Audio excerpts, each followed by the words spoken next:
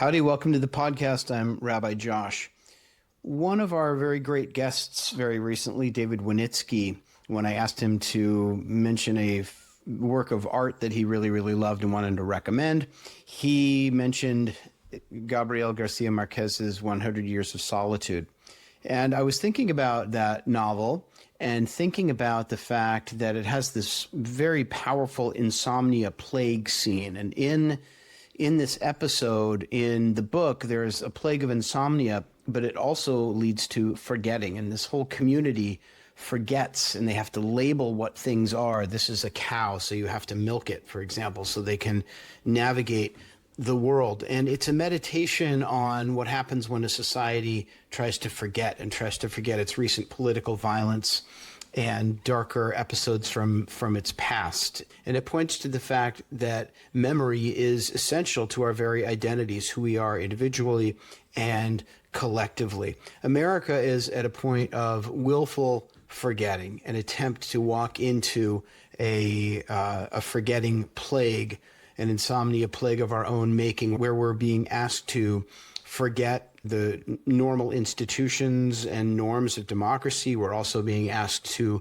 forget the more difficult and darker episodes of our past. And so memory's been on my mind quite a bit, and forgetting has been on my mind quite a bit. As Jews, we're commanded to remember, but being Jewish is also always about where memory and forgetting meet, because to be Jewish in the 21st century, as it has been in every century, has also been about forgetting aspects of what came before in order to create and recreate. I wanted to talk about all of these things, and so I did in my conversation with Rachel Attias, who is a fabulous writer, and I spoke with her on day one of her Art Lab alumnihood. That is to say that this crop of fabulous Art Lab artists just completed the cohort, and she was the first person to be interviewed from this cohort. You will hear more voices in the future, but on day one of her having completed Art Lab, she and I were able to sit down. Really powerful, evocative, wonderful writer with a very fertile mind, and the topic of forgetting came up a lot. She recently taught a workshop about forgetting and about writing the pieces of our forgotten selves. She taught this at the recent Shook program, the Jewish Day of Learning that was just hosted by Art Lab with the Federation. And Rachel and I had a fascinating conversation that touched on forgetting, but also on many other things, on hope and whether hope is warranted. And I think you'll really enjoy this conversation, and I think you'll enjoy getting to know her writing as well. As usual, we'll have links in the show notes. So enjoy this really exciting conversation with Rachel Attias. Thank you so much. Rachel Attias, welcome to the podcast. Thanks for having me. It's great to be here. Yeah, you snuck into this season because the way that it works, this podcast, for the most part, we interview all kinds of artists, and it's been centered on Art Lab artists, but we only usually interview Art Lab artists once they have become alums. You are not, actually, now you are an alum. This is day one of your alumnihood. It is. Yeah. Oh. I'm just right on in. Oh, good. I thought I was breaking the rules, but actually you're now an alum of Art Lab. So anyway, you are the first of the new cohort, of the most recent cohort, to be on the podcast, and it's a real honor to have you. I was just telling you, I've been appreciating your writing, and I'm excited to delve into it. But the initial pretext for having you on this show was that you are doing a workshop at the Shook, which is a day of learning in Portland. For all of those who are in or near Portland, we'll put up a link to the registration for the Shook, for this Jewish Day of Learning, in the show notes. But anyway, Rachel, you were doing a workshop, and the title is interesting, intriguing, and I wonder if you can tell us about that title and what the workshop is about. Because I'm interested in what we remember and what we've forgotten and what we make of it. Yeah. So the class it's either called Write What You've Forgotten or Write What We've Forgotten. And I cannot fully remember, which I think is very fitting. Similar. Good point. But essentially it's about taking things that we don't fully remember or understand or never really were taught about our identities or our pasts or our families or our culture or our relationships, whatever it may be. And instead of saying, oh, I can't write about that because I don't really know it or understand it, turning that disconnect and that forgetting into writing, which it was all kind of born from this year's art lab theme, which was memory, which for me tends to look a lot more like forgetting for various reasons. And I think probably for a lot of people, it is that way. Yeah. And so in the forgetting and the writing about it, you mentioned in particular identity. So has that been as forgetting and trying to remember, or writing about forgetting how is that relevant to your identity or your identities in your work?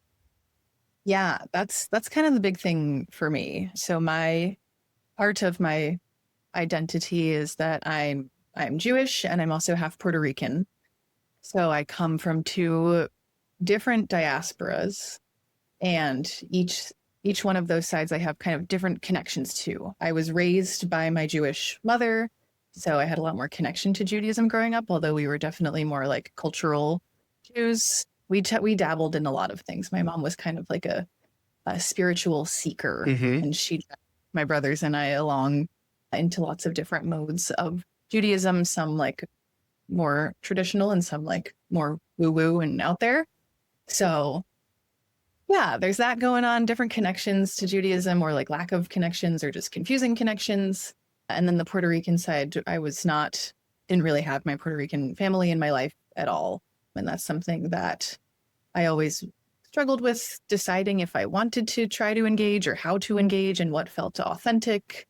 And so a lot of my work wanted to be about these struggles, but it's hard to write about something that you don't know and haven't experienced. I see. So that's how the workshop draws on, or the class you're teaching at the Shook draws on that. Yeah. And, that's my personal experience. I think probably there are many Jews and many people who have diasporic identities who might feel similarly to that. But I mean, even if you have a more solid connection to your identity, there's probably many things that you have forgotten about other stuff as well. So the workshop isn't necessarily completely geared just toward identity stuff, but that is kind of where I am coming from in my personal. Yeah, no, yeah, I understand there's other kinds of forgetting, but I am interested in the question of our own personal identities. And it sounds like for you, Jewish identity was significant, but not the only way you thought or think about yourself. So what is or isn't there in your Puerto Rican identity that you've drawn on or not? Did you delve into that and learn and explore? A bit, yeah. It took me a while to kind of give myself permission, I think, Why? to do that.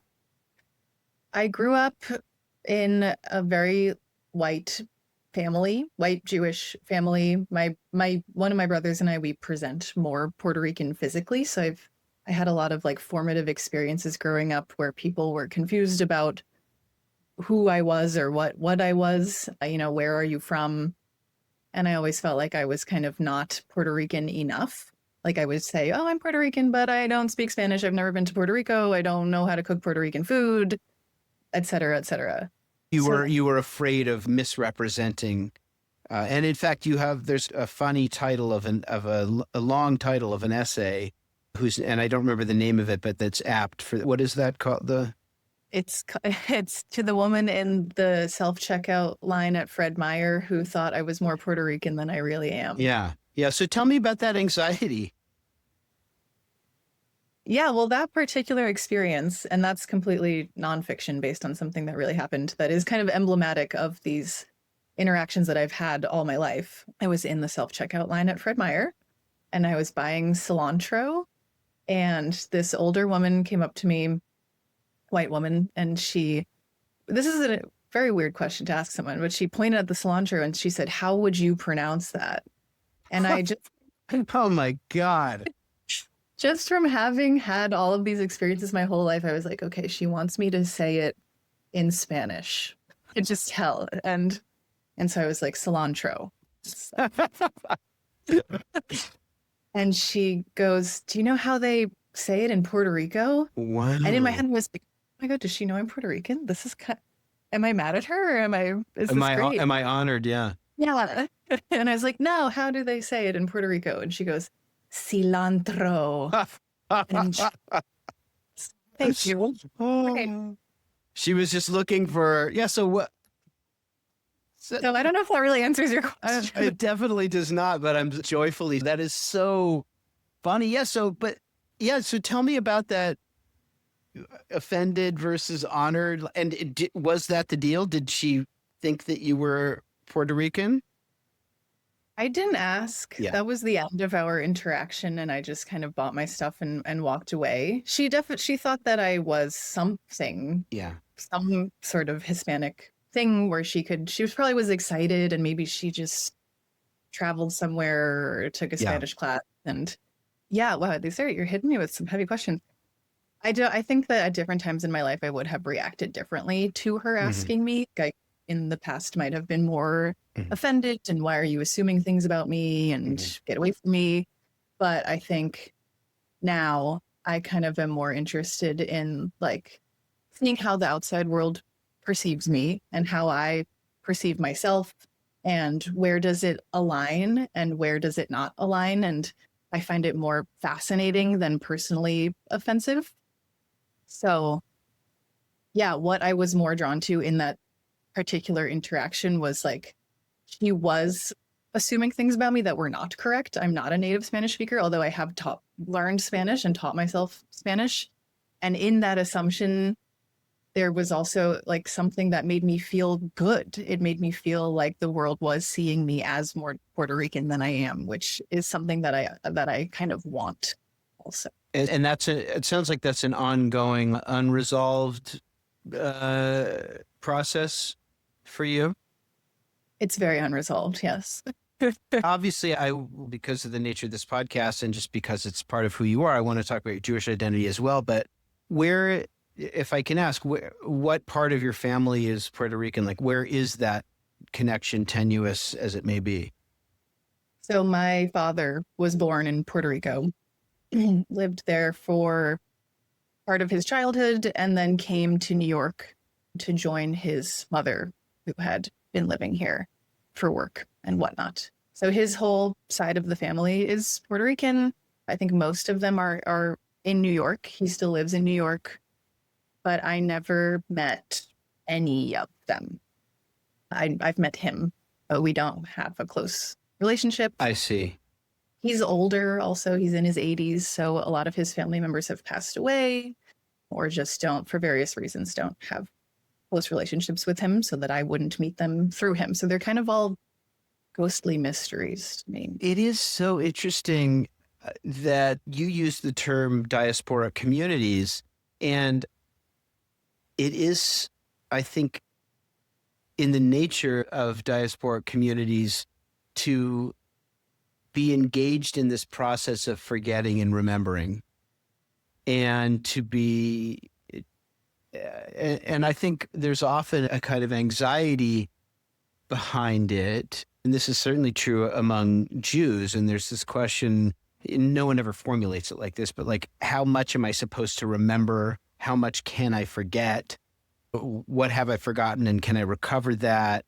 Has that been part of your Jewish story? Yeah, definitely. I see it as like very generational, different generations, depending on when they immigrated, how far in time they are from their home country, where they ended up. Like there's different reactions to that movement. So my great grandparents on my mom's side, my grandmother and grandfather's parents were the ones who originally came to New York from Greece and Austria, Hungary region, respectively. And some of them were alive when I was a little baby, but I don't remember them. But I can imagine that there is that desire in that first immigrant generation to assimilate, which is difficult because you speak a different language. And actually, both of my grandmother's parents were also deaf. So there was more language Wow. stuff. Sure. So there's a desire to assimilate and to become more American. And then the generation after that, they are born here. They feel that desire from their parents and they take it even further. And it's much easier for them to assimilate and kind of complete the mission. And then however many generations later, you have the people who are like, wait, how did we get so Americanized? Right. What did we lose? Why are we making latkes as a family from latke mix, like powder. Right. And they're You say that as though it's such an When- obvious transgression against the ancestors. But yeah. I didn't realize that it was when I was younger, and that's just what we ate, and they were yummy and whatever. And then I got older and I was like, wait a second. This is not potatoes. This is not right. Yeah. So we switched back to potatoes, and that felt like one tangible way that we were like reclaiming Yeah. our heritage. By the way, This Is Not Potatoes sounds like it could be a Rachel Attias essay name of you rediscovering the roots. One of the themes of this podcast is many of the artists on this podcast have a deep connection to their Jewishness and a yearning to come closer to it or to make sense of it. And they're also, as we all are, balancing other identities. And I always think it's such an interesting part, or a challenging part, I should say, or a strange part of claiming some kind of diasporic identity, that we feel like there are parts of our identity that are not authentic, or parts of who we are that are inauthentic. And then there are parts that are authentic, and we want to turn to the ones that are authentic and learn more about them, as if we're of the generation that you're just describing, the one that's trying to get back. What about the parts of you that are just you? You know what I mean? That are like uncomplicated American person who grew up in the American environment. I'm not trying to put you on the spot, but this larger question of what makes our diasporic identity more true or real, or why are you inspired to draw on that or your Puerto Rican lineage? Mm-hmm. Yeah, I think I know some people who seem to have an easy time kind of siloing things like that. Like, this is my Jewish identity, this is my Puerto Rican identity, my American identity, whatever. Not so for me. I think they feel very interconnected and much more murky.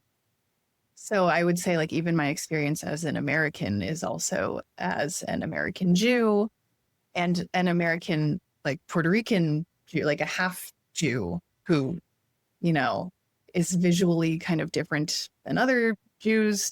Nobody really looks at me and is like, oh, that's a Jew. I think. I don't know.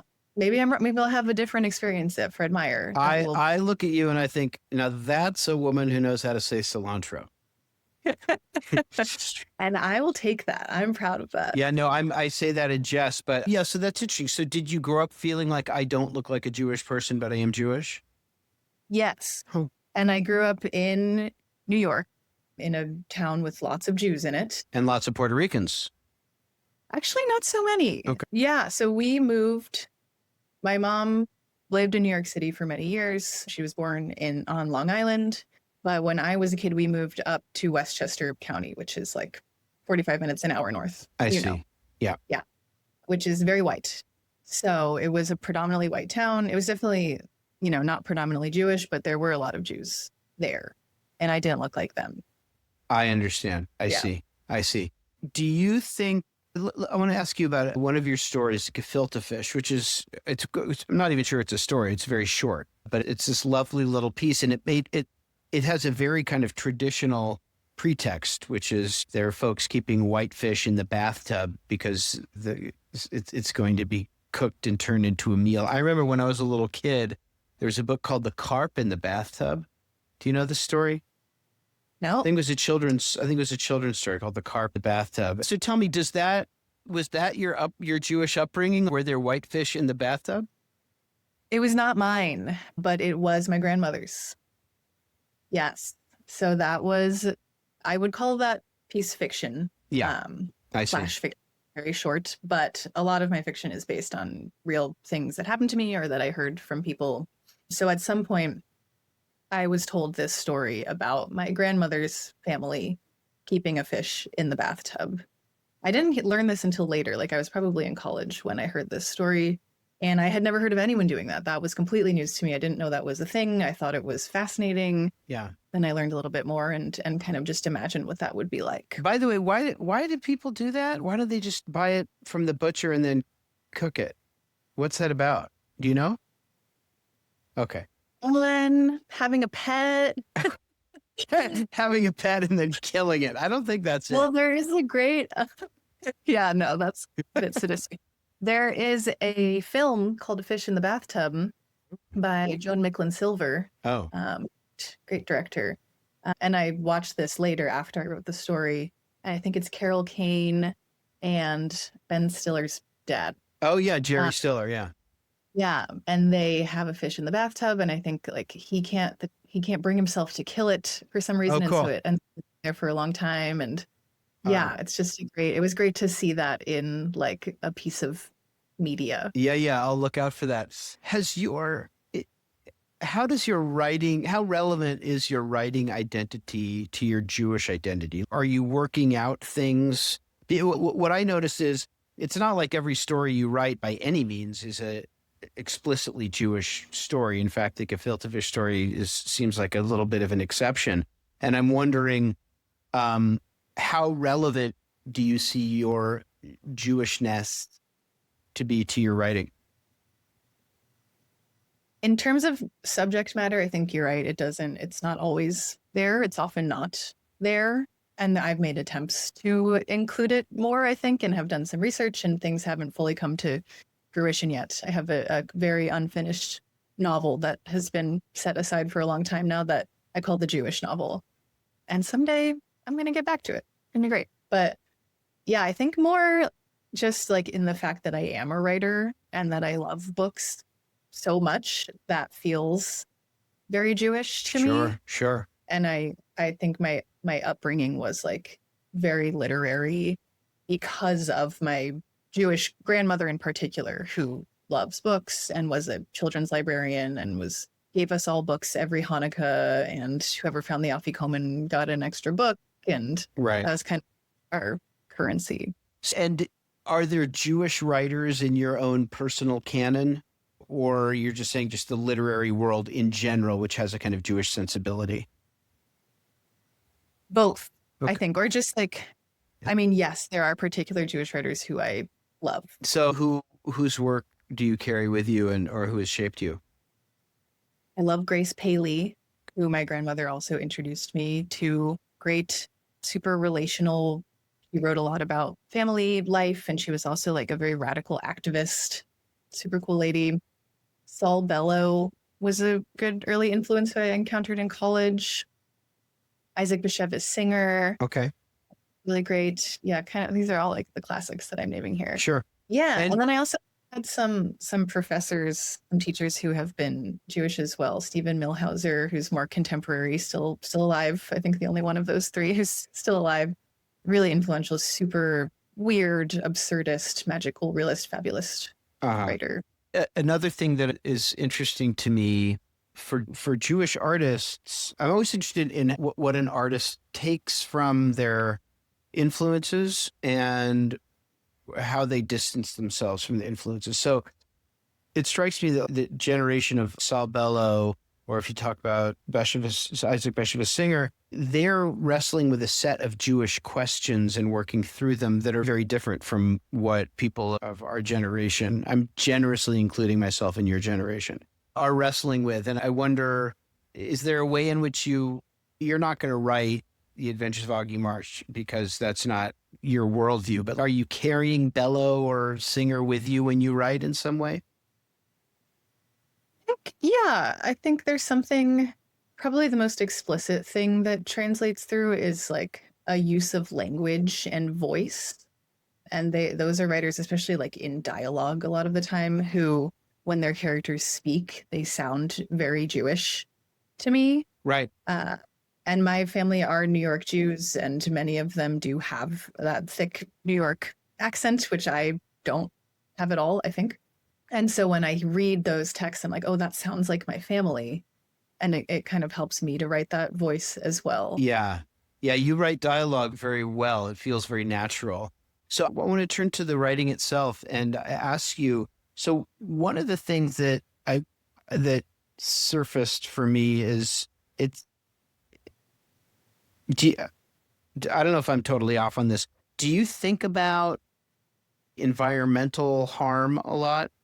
Do you think about the natural world? Yeah. So tell me about that because yeah, sorry. Just tell me like how that's something that worked its way in and why. And is that conscious? Is it political or it's just something that you've experienced and want to express?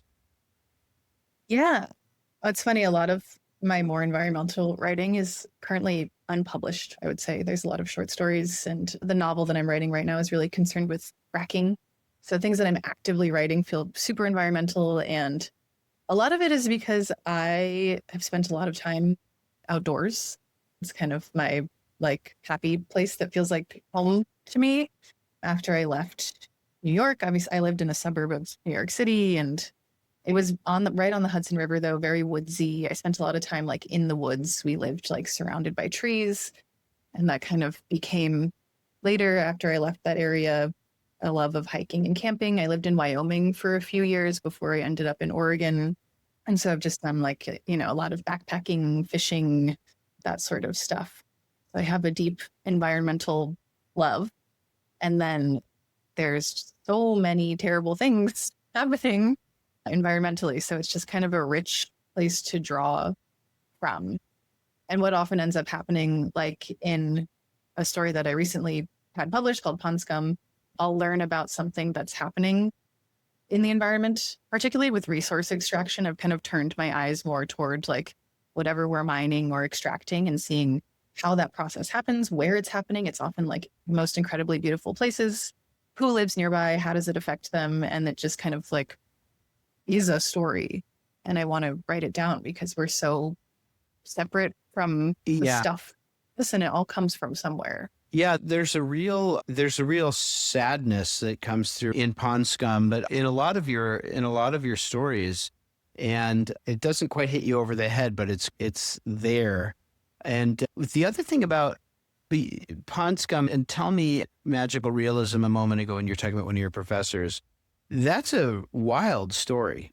Right. There's some, I had to read it several times because just wasn't sure what was happening on the surface. So how often do you write about, because I'm just becoming familiar with your work, how often do you feel constrained to the real and how often do you imagine other worlds and possibilities? I think I'm very split, kind of down the middle between realism and magic. And for me, certain environments or subjects lend themselves more to magic or more to realism. And whenever I write about the environment, magic just feels so present. And it makes sense to me to like include time travel in a story about a pond or something like that. It just kind of like feels natural.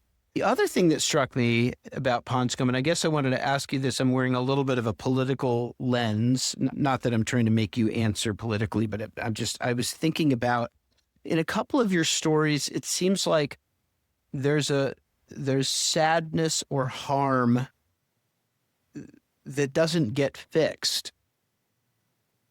It doesn't,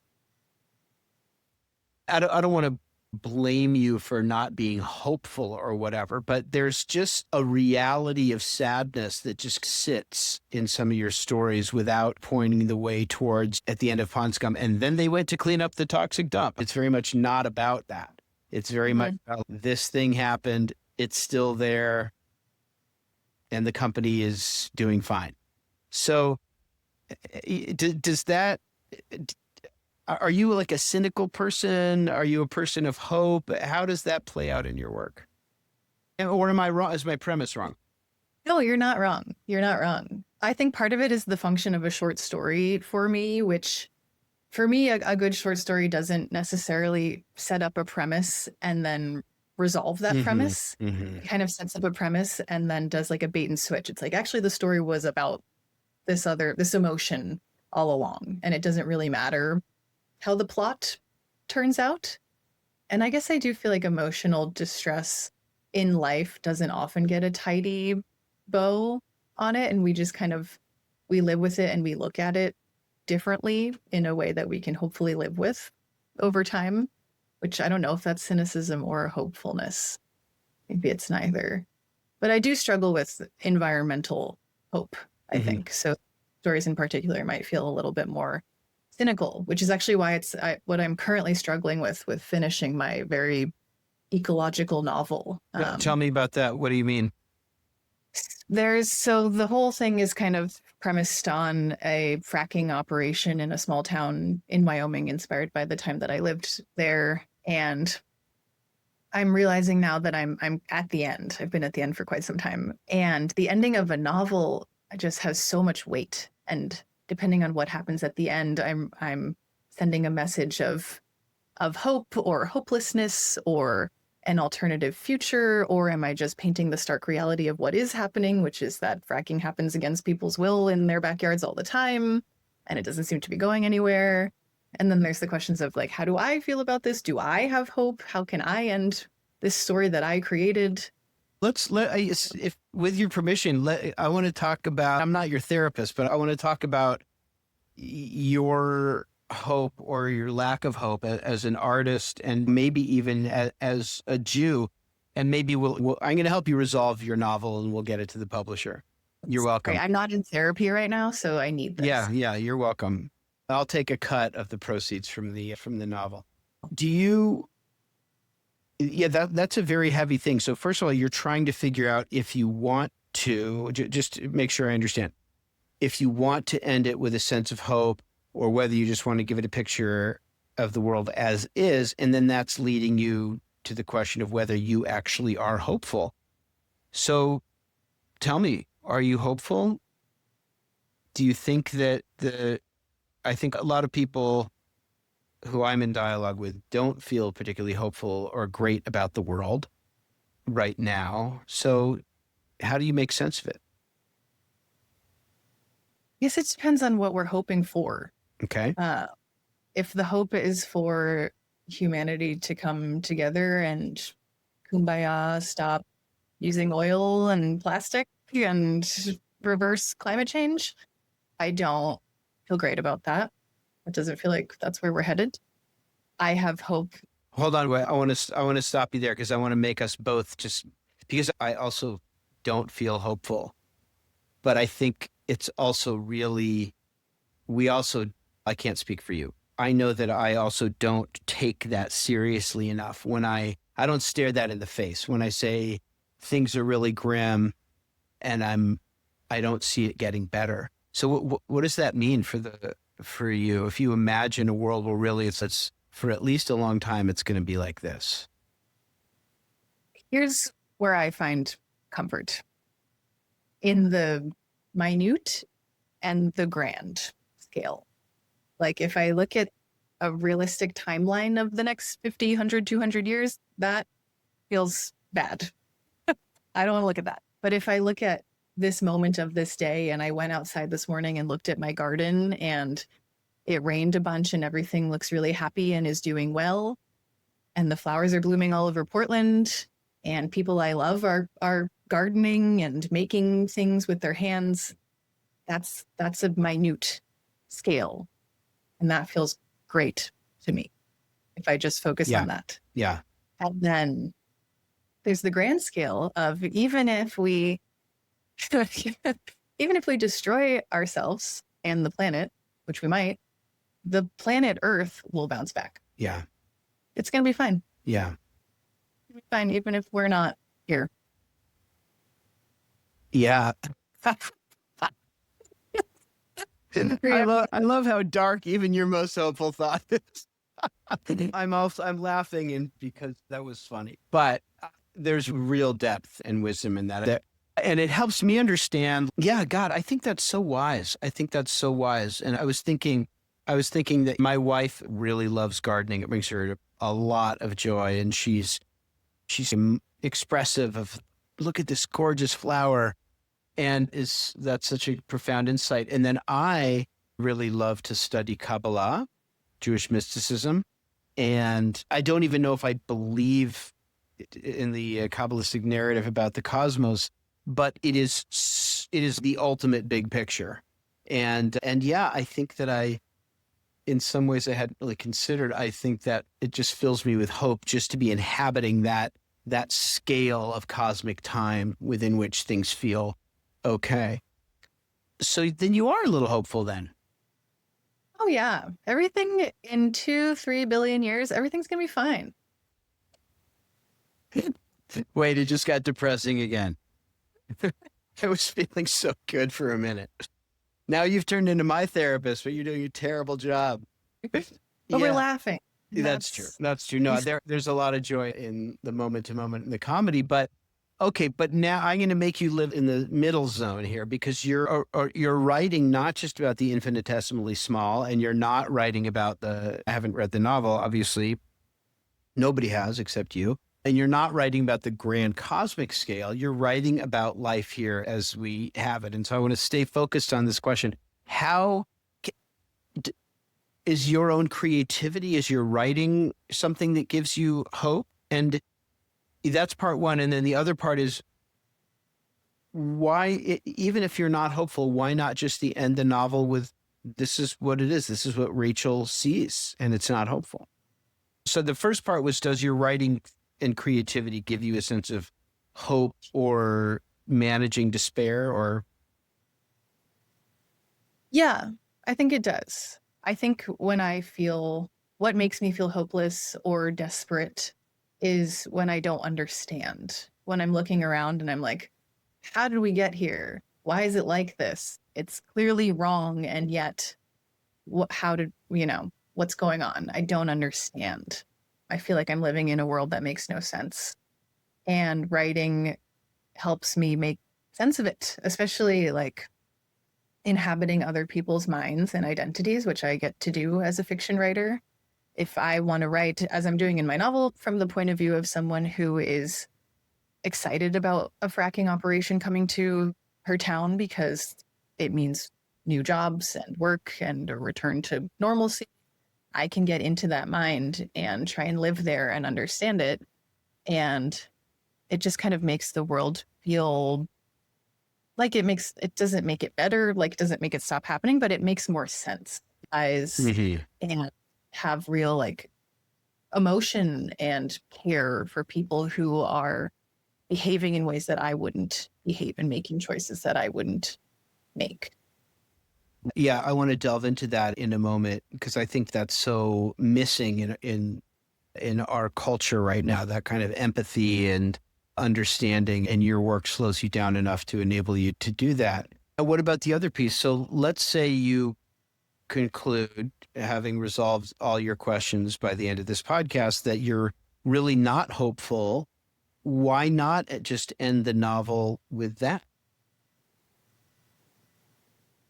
I mean that as a real question. I'm just wondering, do you feel a sense of responsibility as an artist, or is it that you're not quite ready to admit that's where you land?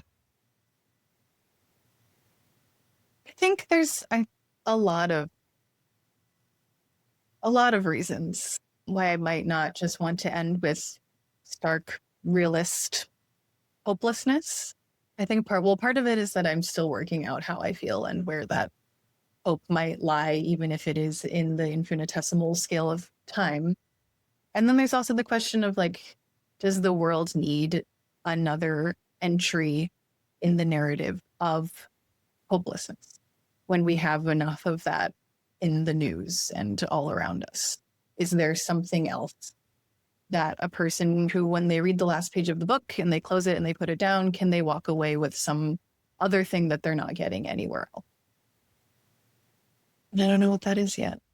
I wonder whether for an artist, is it your job to ask the question, and I'm asking this as somebody who's not an artist, so it's a real question.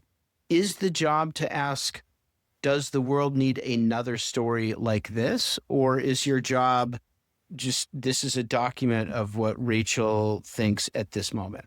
Are you thinking about the market, or I want to be original, or is it enough just to say, this is where I stand at this moment?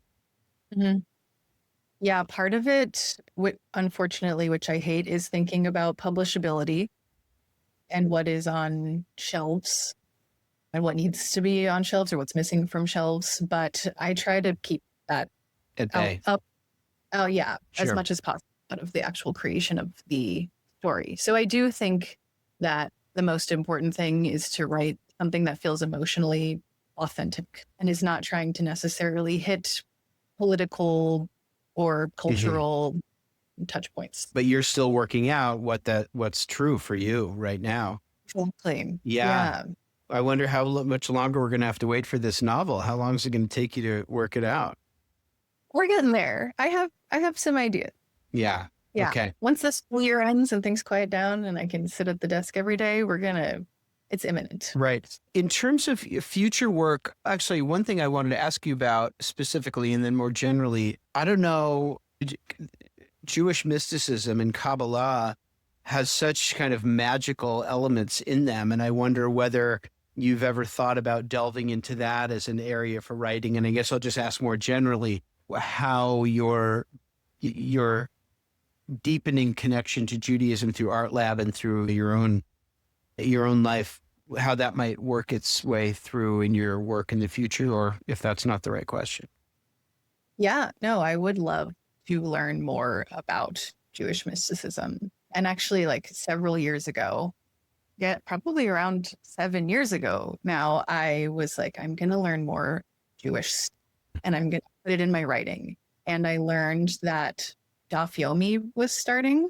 People were reading the Talmud, and this shows like my naivete and ignorance. I was like, I'm going to do that too, alone in my house. So difficult. Yeah, for people who are listening who don't know, Daf Yomi is a daf is a page, and Yomi means daily. So it's studying a daily page of Talmud. And what's cool about it is that there's like a kind of universal cycle. I don't know if that's the right word, but in other words, when you're studying a particular page of the Talmud, people all over the globe are studying the same page. So, yes, thank you for that background. So I started, and normally people do it like in community, and they discuss it together, right? Yes. I didn't know that, so I was like, a page a day, easy.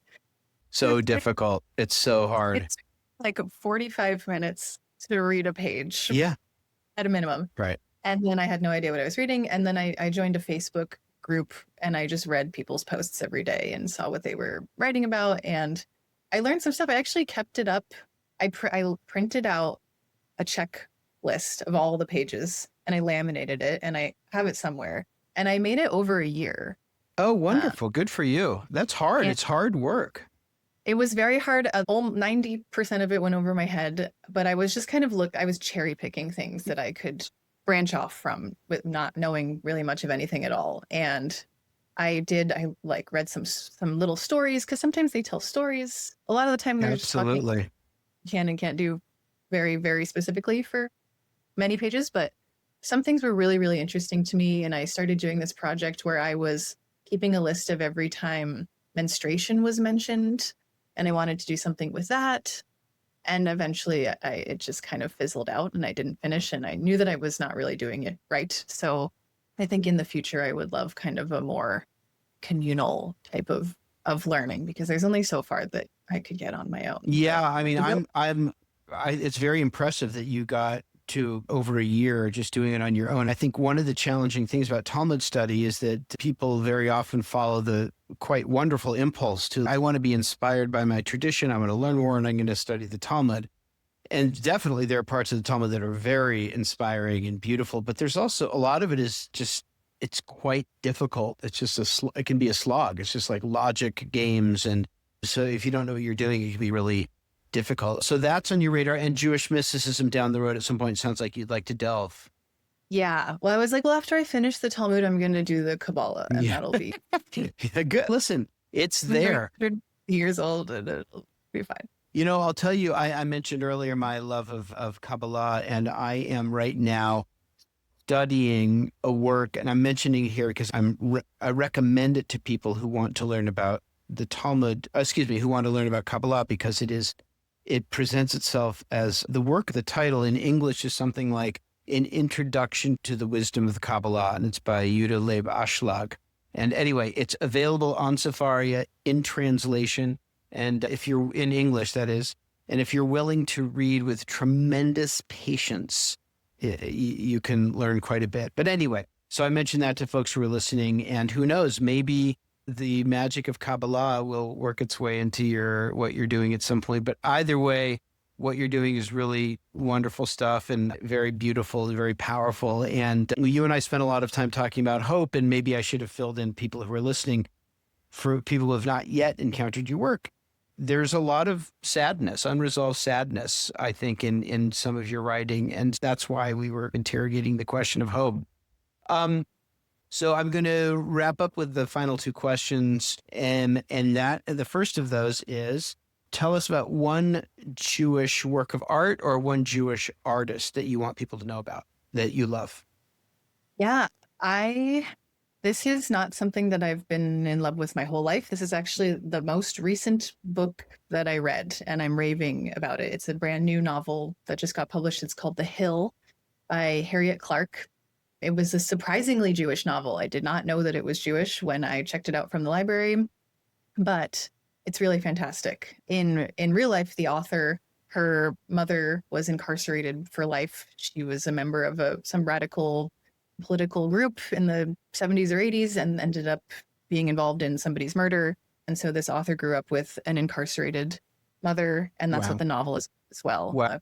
With an incarcerated mother, and the girl is being raised by her Jewish grandparents, who are very, very funny. And also there's a lot of deep sadness because she's watching them age.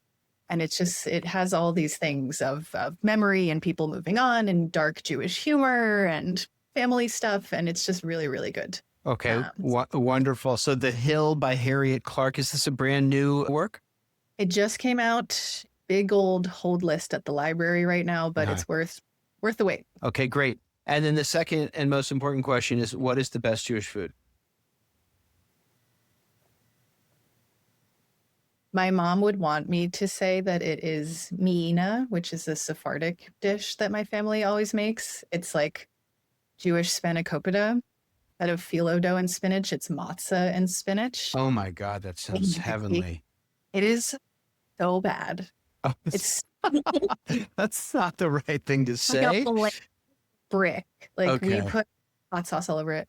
So I just have to plug that. Okay. Well, But that wasn't exactly a plug, just to be really clear. But okay. It has great sentimental value. If you ever come to my house for a Jewish holiday, you will have to eat it. It sounds good to me. Okay. But that's not what you really wanted to recommend. I think I'm gonna say, I don't know what these are called, but you know those little they're like jelly, a little gel. It's not a sufganiyot. It's like a jelly donut covered in chocolate, and we would eat them on Passover, and they come in a box.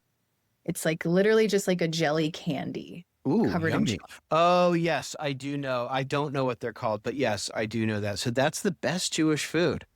I think I'm just craving sugar right now. Right at this moment. You're Yeah. Okay. I like it. Rachel Attias, it's been a real pleasure. And thank you for hanging in there with me in those intense questions about hope and the world that we live in. But I appreciate your work and I appreciate your time so much. Yeah, thank you so much for having me. This has been a great conversation. All right. Take care. Bye. All right.